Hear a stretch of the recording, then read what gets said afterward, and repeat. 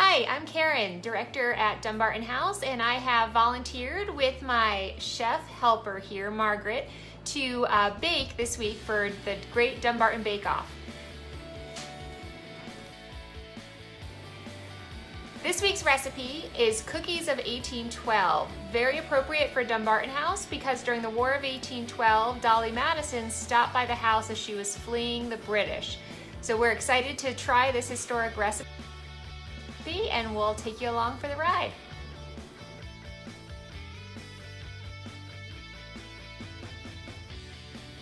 My trusty assistant helped gather all the ingredients that we need, and we're ready to get started.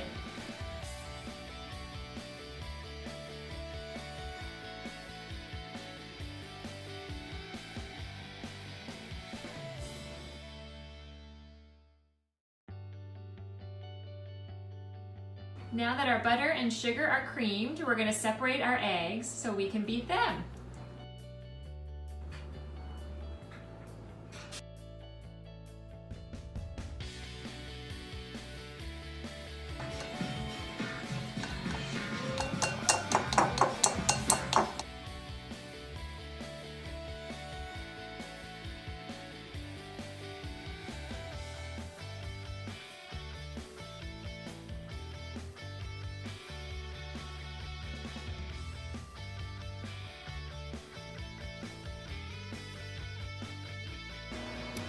Our batter was super sticky, so we just took a little break and we put it in the fridge to firm up a bit before we roll it out to cut the cookies.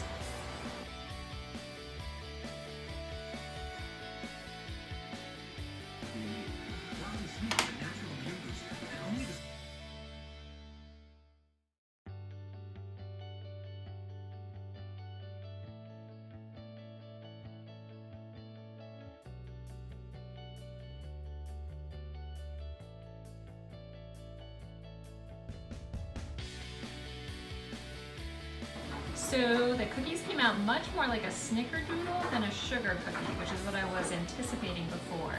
They definitely spread quite a bit. I think I would have added a lot more flour before rolling them out. And you can see inside, it's definitely fluffy from that cream of tartar. So a little bit crispy on the outside. The ones that taste the best are a little bit brown on the edges. I would actually have left this one in another minute or two. And so they're a little bit crispy on the outside, but then nice and fluffy and cake-like on the inside. Okay, so time for the Cookies of 1812 confessional. They are all baked and out of the oven. I had them wrong from the beginning. I totally imagined that they were going to be sugar cookies. They are not. So that you can roll them out stiff enough to get them thin.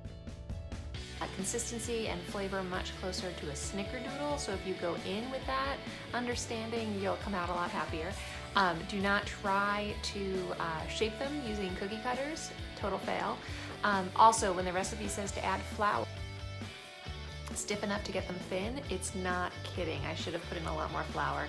My dough was way too sticky, and as you saw, they just wound up being messy clumps on the pan that then cooked into each other as one giant cookie. So give them lots of room on the pan to spread out. In terms of flavor though, and taste, totally delicious. These little suckers are going like hotcakes in my house. They are enjoyed by the adults and also by the kids.